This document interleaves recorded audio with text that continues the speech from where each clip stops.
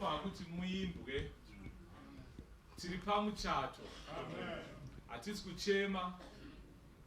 Hapana regrets panapa.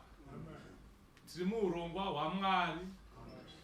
Hapana chinhu chinoitika pamunhu waMwari chisina kutanga charongwa kudenga. Tiri kufamba munguva yaMwari, munguva yaJehovha. Munhu anozvarwa, musi unosvika munhu anozorora. Uyu avete. Farai munashe nguva dzose. Tinoti chii? Farai. Musasuwe. Farai. Nokuda kuti wakakuberekai panyama. Akakuberekai pamweya neshoko raakakudzidzisai. Akabata mumwe nomumwe ari pano nokuda kwekuti anga atumwa naJehovha kwamuri. Anga atumwa naJehovha kwatiri. Takanzwa inzwi raakatidzidzisa rokudenga takarigamuchira. Saka tiri pano kutenda Mwari nenguva yaakatipa iyoyo yekuti tirarame munguva yomuranda waJehovha iye Enesipoma Mwazha. Saka tiri kupembera izvozvo kuti makaita henyu Mwari, makatipa nguva iyoyo. Hatisi kuchema kwete, hatina kusuwa kwete, tine kufara kuti tiri kuverengwa pakati pevakararama munguva yokutumwa kwomuranda waJehovha. Haleluya. Saka kana tichifara tinoimba nemufaro. Haleluya. Tinopembera kana tiri pamuchato. Haleluya. Musasuwa, farai munashe. Kakari tinoti chii? Farai. Be happy. Akati, I'm with you always. Shokoro Maharaj, never a time will come that I'll leave you alone. Dinemi maziva ose kunyamba pamushaka kuma kwenyika. Kanchamu tumemwe mweya mnyaradzi. Haleluya. Iye ari pakati pedu ndiye anotinyaradza. Uye tine tariro yezuva rekupedzisira. Haleluya. Kama ndati kachimba ngatidini? Ngatifare. Imbai. 79.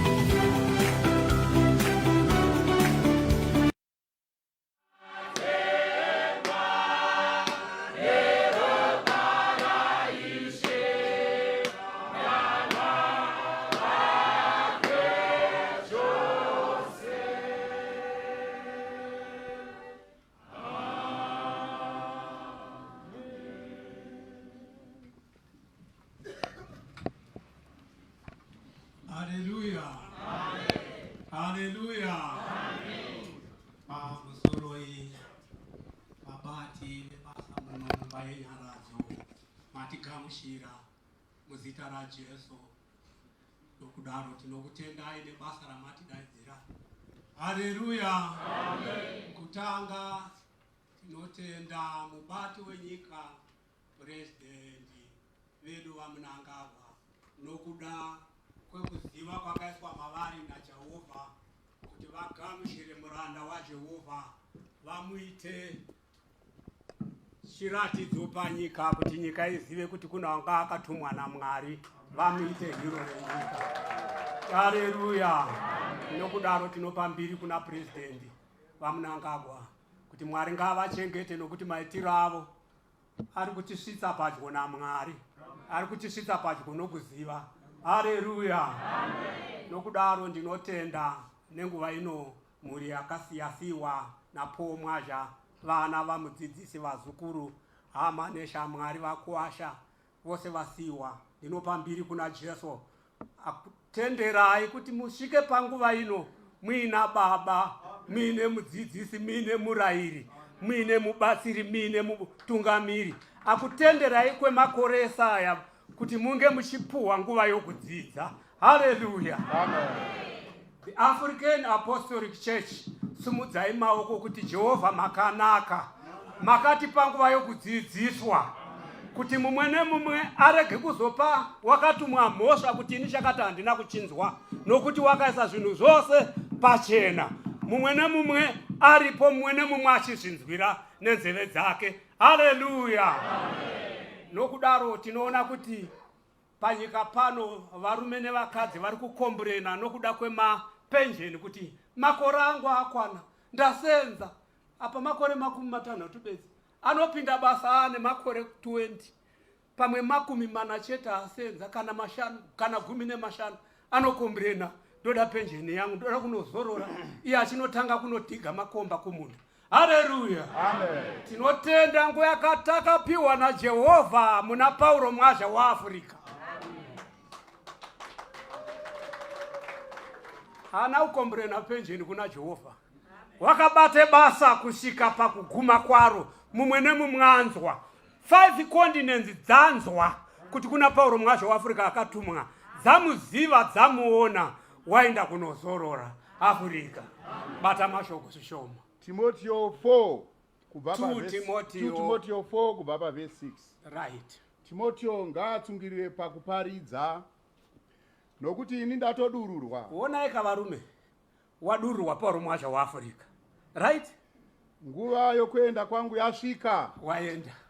Ndarwa kurwa kwakanaka. Warwa kurwa kwakanaka. Ndapedza rwendo rwangu. Iwe une mubvunzo. 107 years munhu amira achirwa kurwa kwakanaka. Achirwira mweya wako newangu kuti uzive Mwari. Ngazorore. Ndakachengeta kutenda. Chaita kusvitika nguva iyi kuda kwokuchengeta kutenda. Wachengeta kutenda Paul Mwazha waAfrica. Kuti pasina kutenda hazvigoni kufadzani? Mwari anokugumbira kana usingatendi. Asi wachengeta kutenda wazorora. Right? Kubva zvino ndachengeterwa korona. Kune korona yokururama. Kune nhaka yakagadzirirwa vanotenda. Yandichapiwa naShe. Kune nhaka yakagadzirwa yachapiwa naShe. Mutongi wakarurama. Iye ndiye anotonga zvakarurama. Nezuva irero musi iwoyo ndisini ndoga. Asi navose vakada kuonekwa kwake. Tichamuona chiso nechiso, Jesu takatarisana Ishewe. All right. Hallelujah. Takatarisana muJerusalema, Jesu chiso nechiso. Shandisa mic. Jesu takatarisana muJerusalema.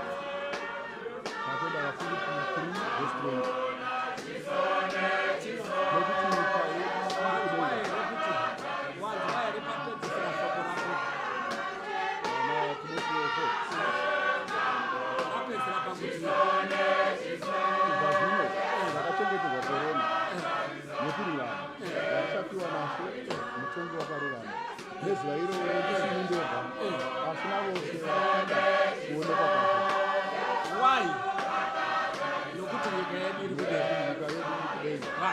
uko kwatakatarira kuuya kwomponesi wedu Jesu uchaandudza muviri wokuninipisa kwedu kuti ufanane. Haleluya, haleluya. Samashoko wangu unachimuti right. Kubva zvino ndakachengeterwa korona. Kune korona yokururama. Kune nhaka yakagadzirirwa vanomuda, vanochengeta shoko rake, vachifamba mune zvaakatema nezvaakaronga. Right? Yandichapiwa naShe. Ati iwa huna nhaka yacho, asi inaShe. Mutongi wa mining. Nhaka inani? Mutongi wakarurama. Iye ndiye anotonga zvakarurama iye. Nezuva iroro. On that day. Ndisini ndoga. Kwete. Asina vose vakada kuonekwa kwake. Why? Tuda kuonekwa kwacho nemhaka yeiko? Filipi 3 verse 20. Right. Nokuti nyika yedu iri kudenga. Mazvinzwa akavakuru. Mazvinzwa maye. Nyika ndepano pasi here? Saka Pauro aimba achiti musha uno ndiwani? Hauzi wedu. Nyika ino handiyani? Tine musha uri kudenga.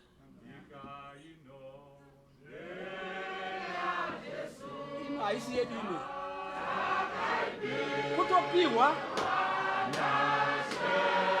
Yesu hatizochika hana chinhu chimwe chinobudiswa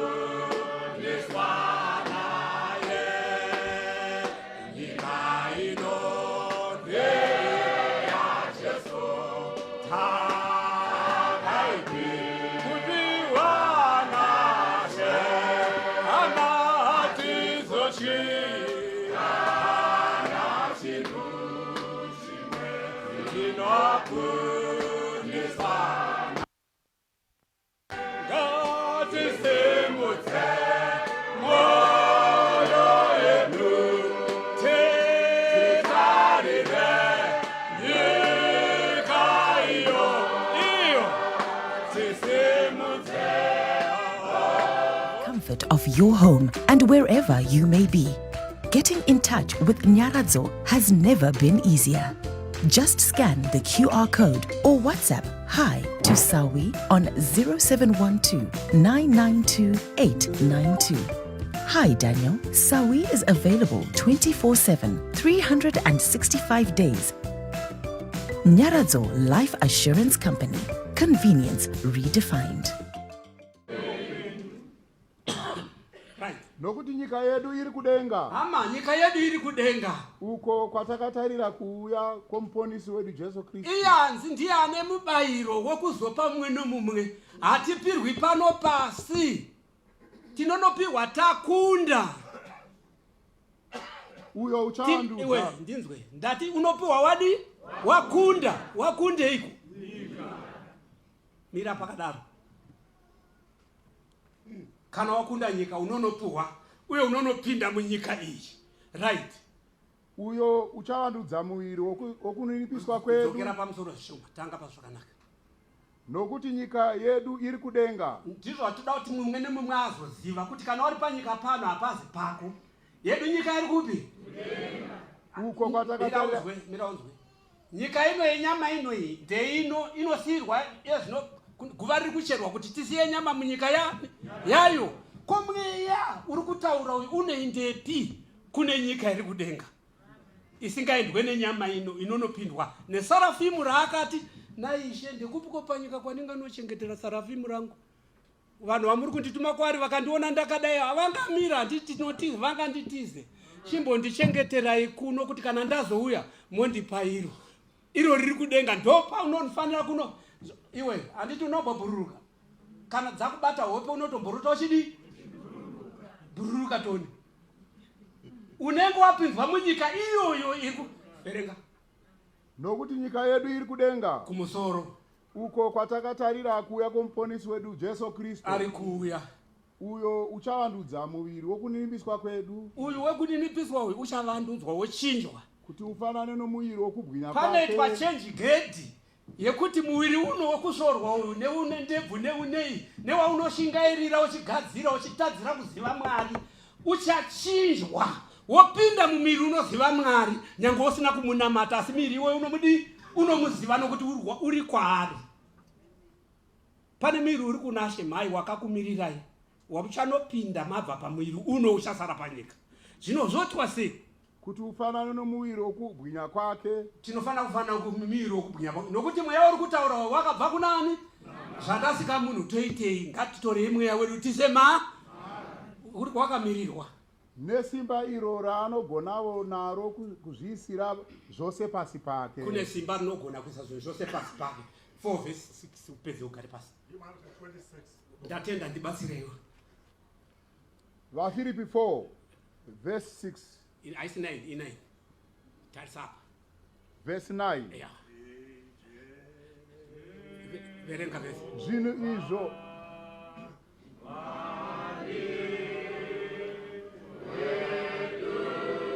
Hallelujah. Hallelujah. Ngakuvambike zvekune ngaviimbike.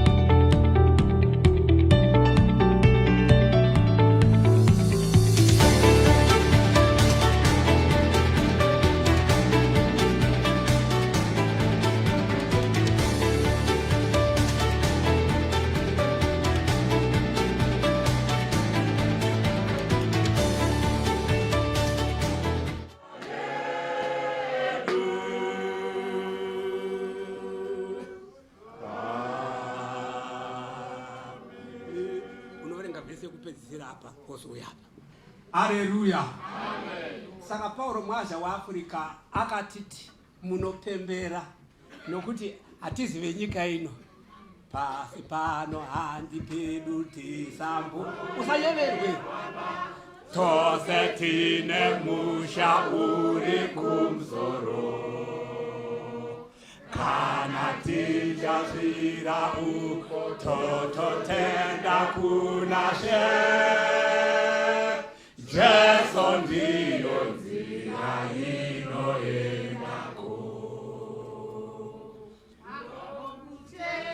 Nokutenda kuna Jesu. Tose tichazondofira kudenga. Mirai munzwe, taura tinzwe iwe. Nokuti nyika yedu iri kudenga. Uno nyika ino handi yedu bai. Musayeverwe mai. Musadzirwe. Ino haisiyani ino. Ndiye nyama ino iyi iri kusara pano. Iri kuinda chirasauta kunosara ipapo. Usayeverwe. Tine mushauri kumusoro. Right. Uko kwatakatarira kuya kuverenga zvakanaka munhu waMwari. Nokuti nyika ino nokuti nyika yedu iri kudenga. Isu uko kwatakatarira kuuya kwomuponesi Ishe wedu Jesu Kristu. Chaizvo.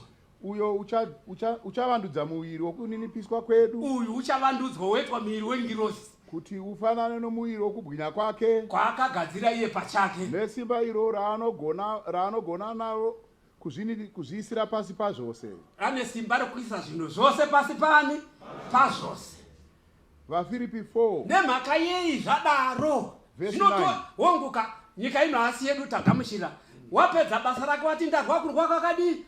Ndadururwa ndakuenda pangu ndapedza. Ndava kuenda ndozvaataura achitirayira kuti nyika ino musazoyeverwa handiyani yedu asi ndakuenda. Ko zvinesu tochidii? Tasara. Mukuru masara muri pano moita sei? Famba. Paulo unovarayira nokuvasimbisa. Usimbe iwe. Zvinhu izvo zvamakadzidza. Zvinhu zvawakadzidza 107 years uchingodzidziswa. Nezvamakapiwa. Iwe. Tisha anotora vana kwegore 1 kuti mwana apase 10-15 subjects dzine zvimwe zvekuti ukazvipihwa pana uzvigoni asi anodzi ngazvipase ne1 year. What about 107 years wakapasei wakagonei zvinhu izvo? Zvinhu izvo zvamakadzidza nezvamakapiwa nezvamakanzwa nezvamakaona zvimwe maiona makaona kunani? Itai izvozvo. Mwari worugare ngave nemi. Miratinzwe wakadzidzei pana Pauro Mwazha waAfrica wakadzidzei? Ndebvu dzachena, musoro wachena, newako mhai wachena. Chii chawakadzidzawo chaungatiratidze nhasi?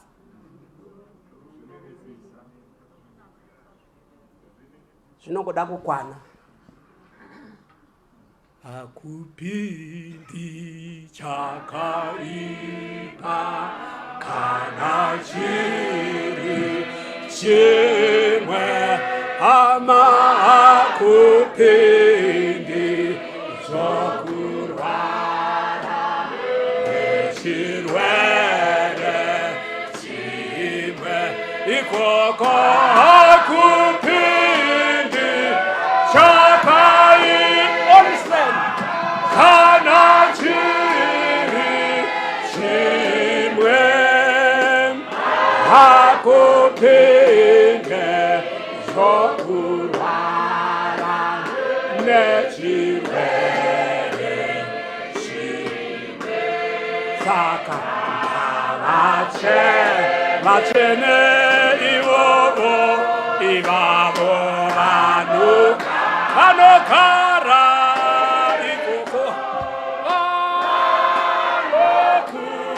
kana uchikuda namata, kana wada kudenga kwacho namata.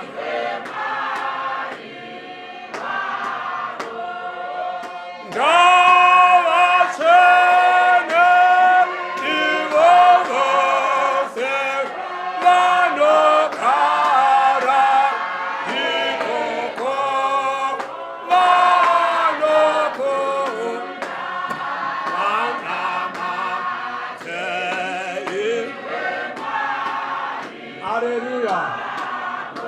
Hallelujah. Vamwe vakawana musha wakagara chaiwo, musha chaiwo, musha wakagara ivo vakawana noupenyu husingapfuuri.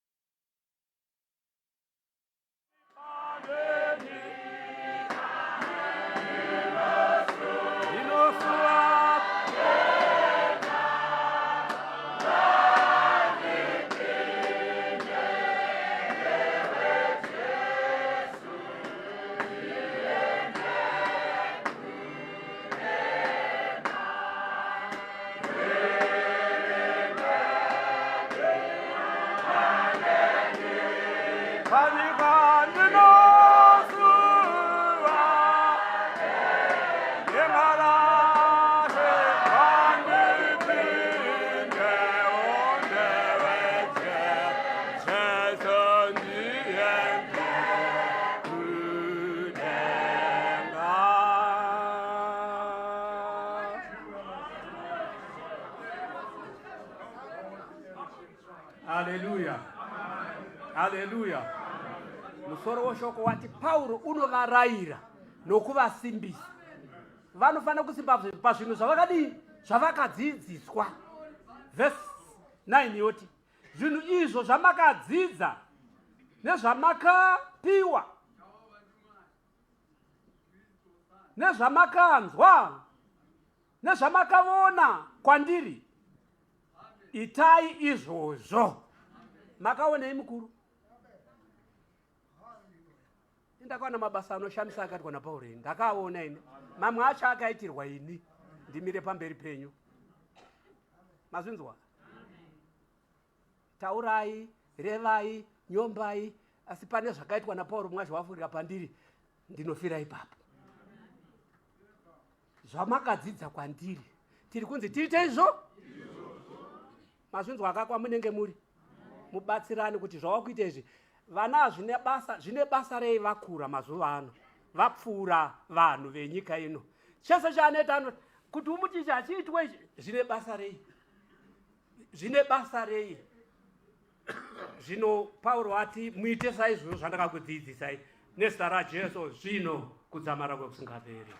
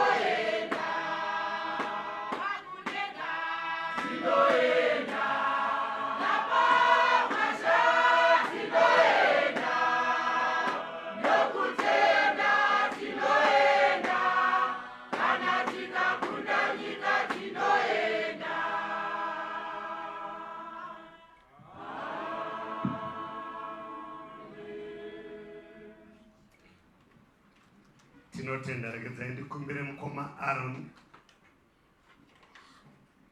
vatange vachifamba nababa vedu kuti vatibatire maoko. Tinotenda mashabatisa Dr. Nyabudya pamusoro emhuri dzese dziri pano. Ndakamirirawo Nyaradzo ndodzi ero chainge ndoti nematambudziko. Tichange tiri tose pakubata basa rekuigwa mutumwa. Tinotenda. Tinotenda zvikuru kwazvo. Nyaradzo ine kambani inonzi Forte zvichimirira kuti Friends of the Environment. Takaona pulpit inei panga pachiparidzwa pana Bishop yakagadzirwa nemuti, piano yedu muti, tsvimbo dzemabishop miti.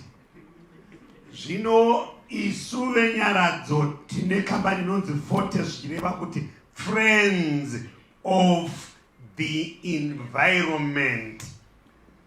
Tine agenda yekuvandudza masango togoita moto yedu inoti a tree today, a forest tomorrow. Zvino vose vanochiuya kuma services edu tinochipa muti mumwe chete. Zvino vanhu hatina kuenzana, handitika? Watikaunganira pano, pana akaenzana naye panapa.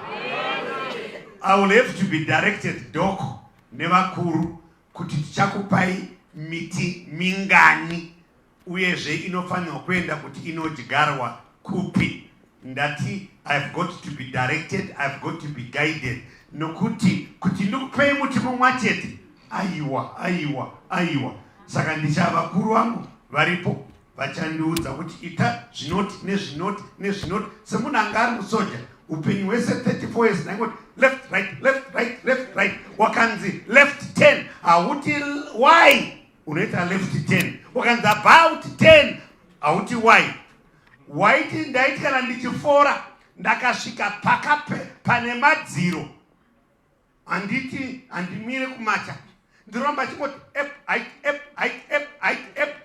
kusvika ari kundipa order azoti left 10 or about 10 or hold. Saka inini ndichaudzwa kunzi apa ipa miti yakati.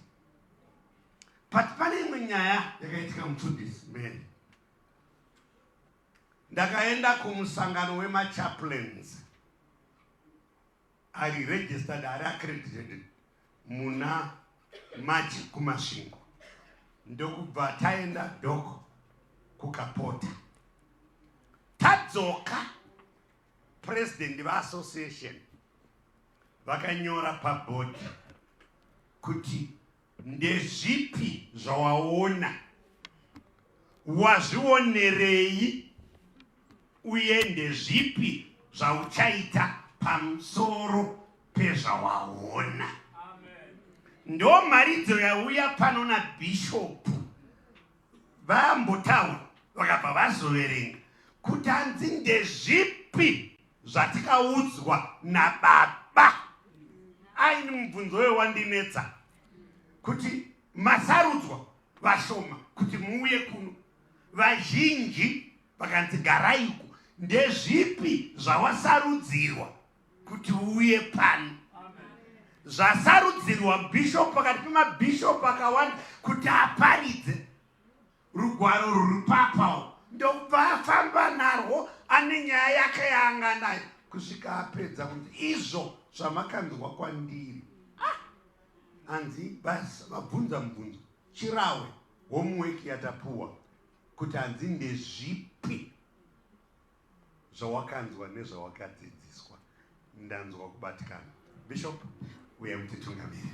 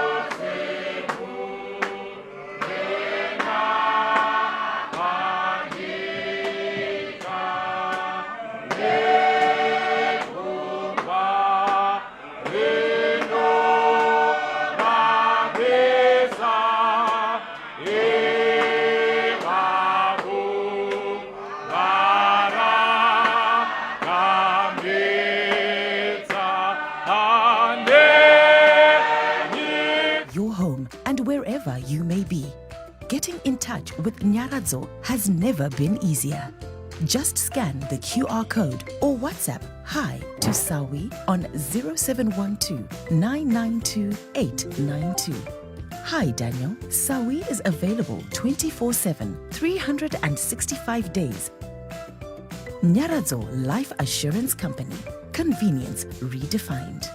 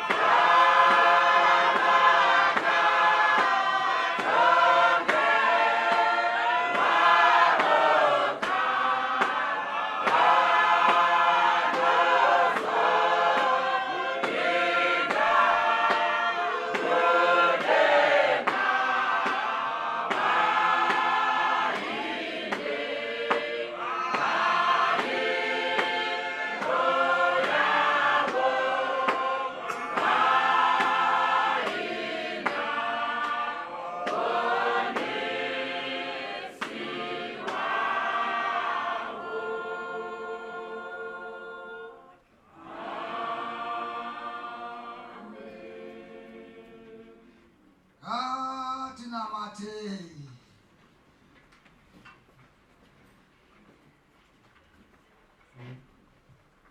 Tenzi gamuchira ibasa redu rorushado rwekirike zvino kudzamarare kwekusingaperi.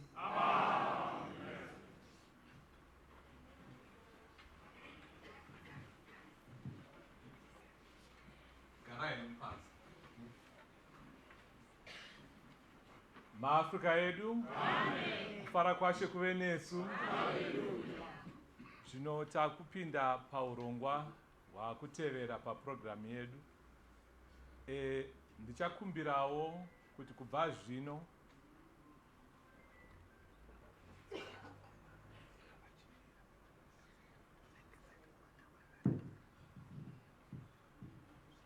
tinotenda chinhu chinonzi rufu, chinhu chinonzi muchato, chinhu chemhuri, chinhu chekereke.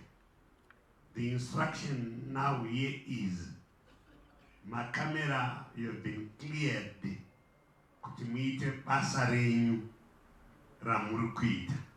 But from now on until the ban has been lifted, we are to switch off our cameras. We move kuenda panze as I hand over the time inokuna Bishop. Taikumbira ma video men, we know it's live on Facebook, but taikumbira uti tibude na ma cameras edu tiende panze.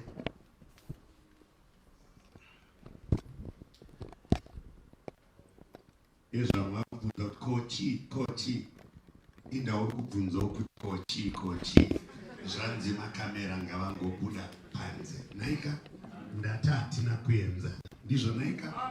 Ngatizive watakaunganira.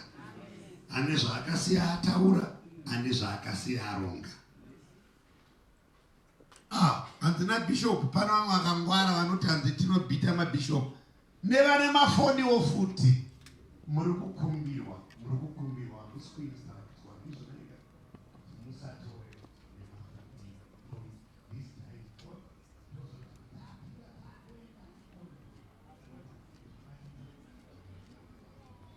William, who filmed it? Who filmed it?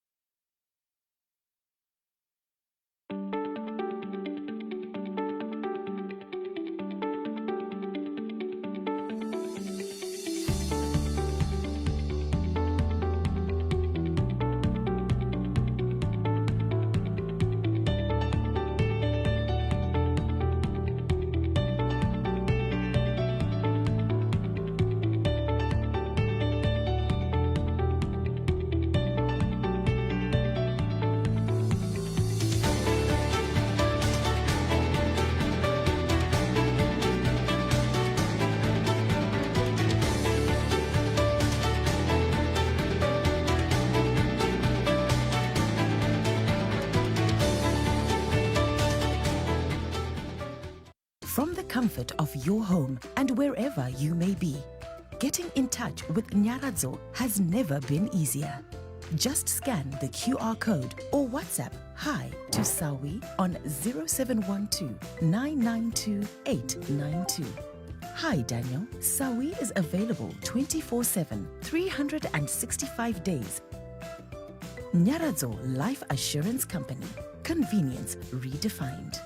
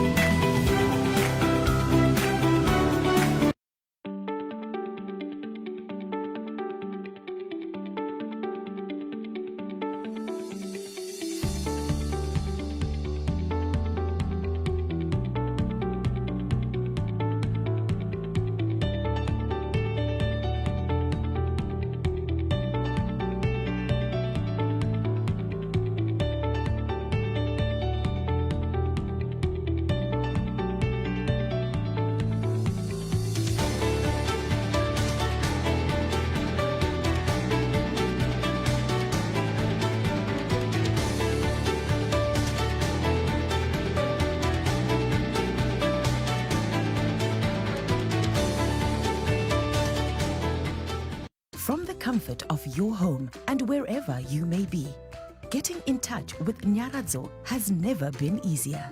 Just scan the QR code or WhatsApp hi to Sawi on 0712 992 892.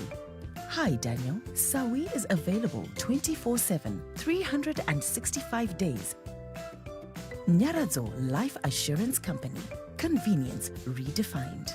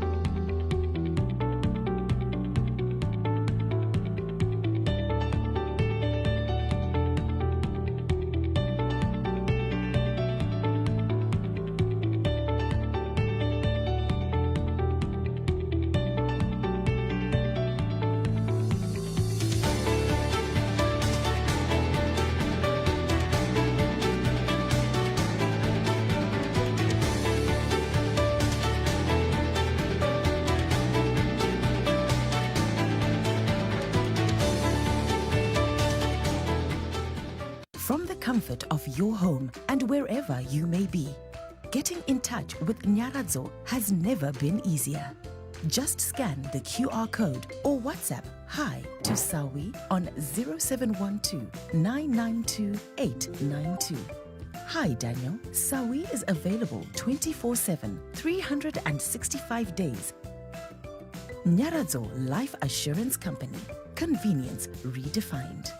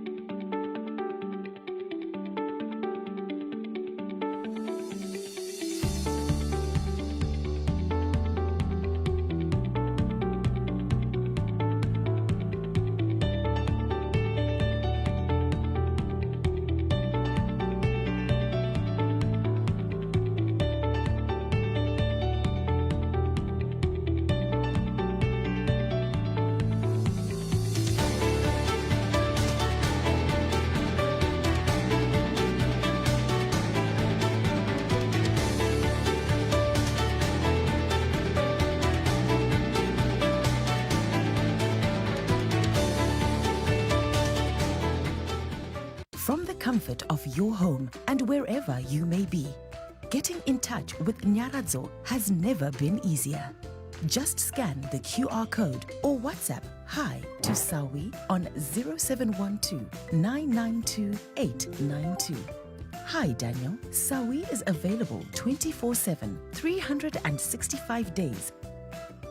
Nyaradzo Life Assurance Company. Convenience redefined.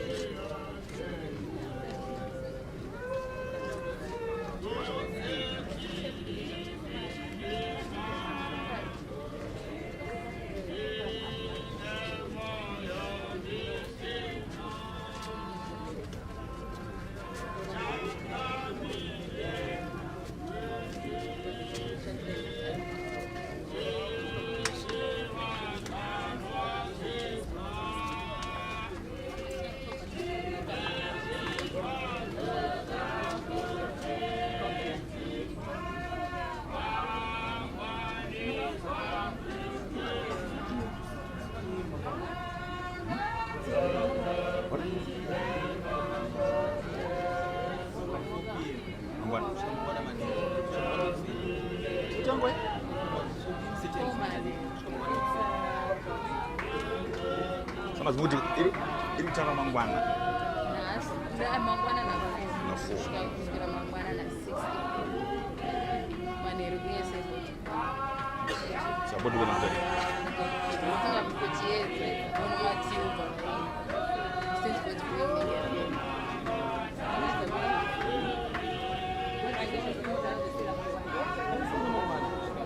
here.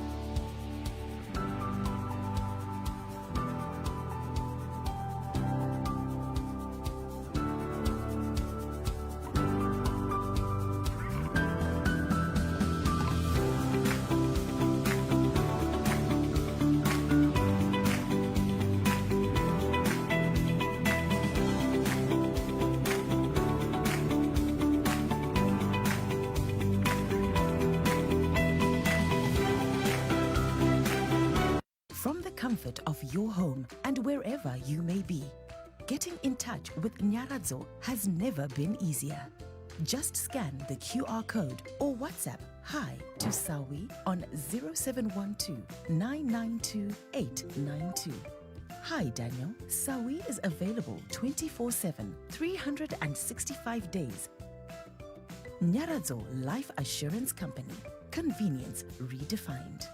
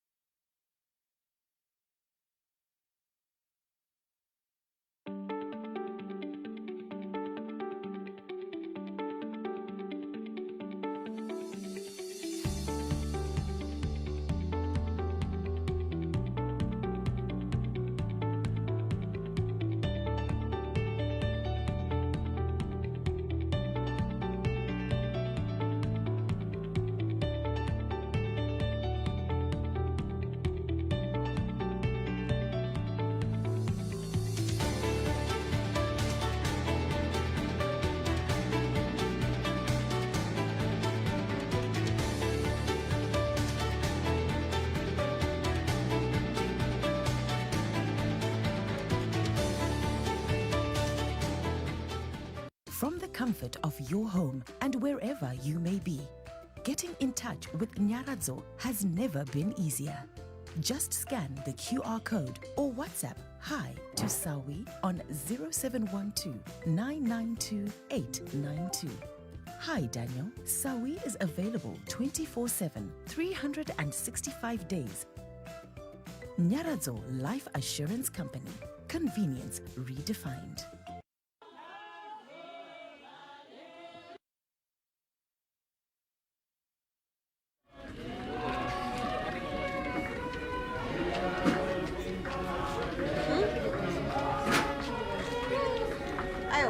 Apa munozovharirwa apa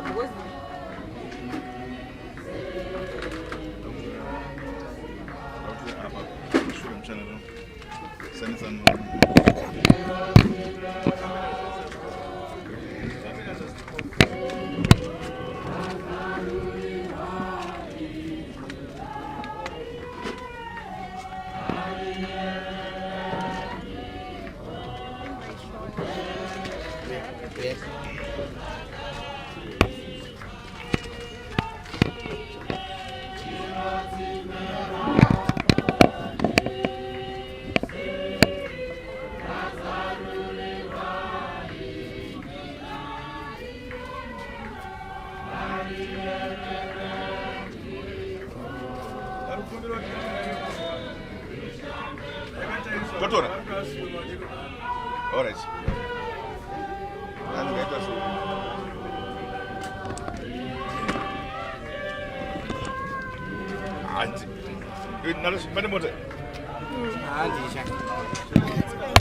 Tikatobuda zvedu zvepo hapana tisu.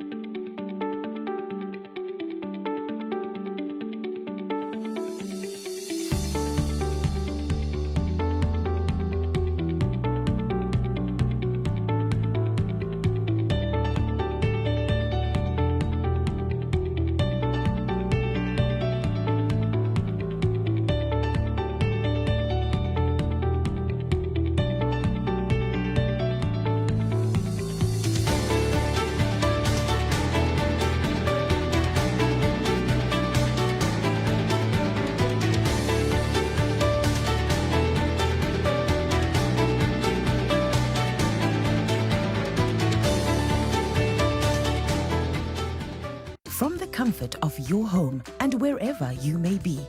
Getting in touch with Nyaradzo has never been easier.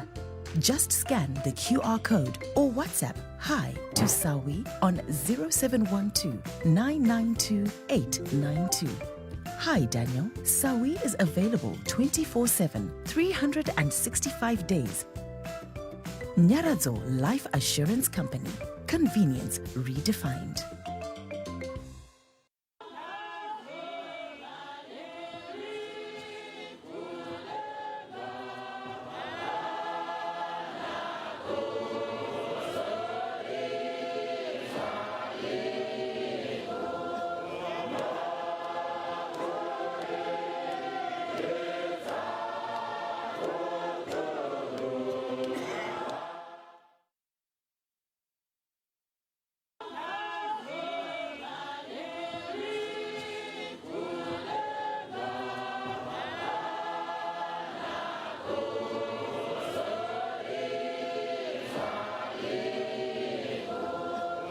Makadiwa vatariri muri yeZimbabwe makwanisa kutijoinawo tichiita the last farewell service for mudzidzisi Mwazha pano paNyaradzo muna Chitepo. Takwanisa kuva neservice yakanaka. Tinongotenda nerutsigiro nekuva nesu tichionekana negamba redu. Pari zvino takubva pano pana Herbert Chitepo takananga kuHatfield kumba kune mhuri kwatichanonge tiriko usiku hwese tichizosumuka mangwana takananga kumusha kuwedza kunoradzika mudzidzisi wedu mukuru. We just want to thank you for the support and thank you for the trust in Nyaradzo Group. Thank you.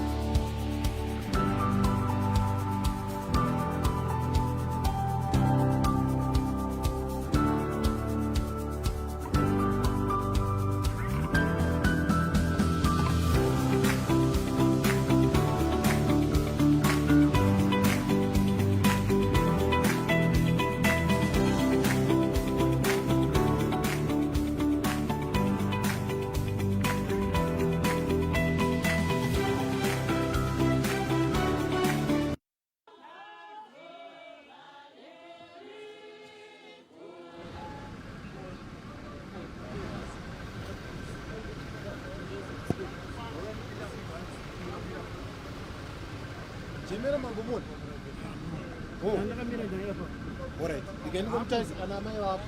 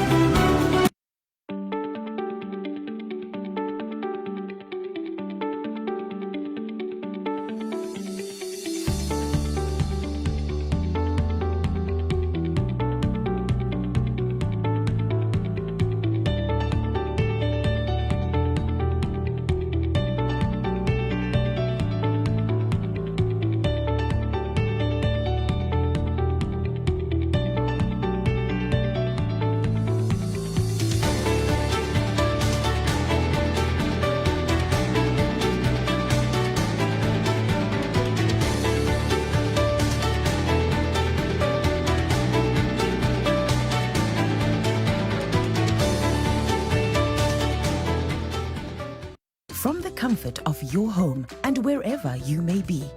Getting in touch with Nyaradzo has never been easier. Just scan the QR code or WhatsApp hi to Sawi on 0712 992 892. Hi Daniel, Sawi is available 24/7, 365 days. Nyaradzo Life Assurance Company, convenience redefined.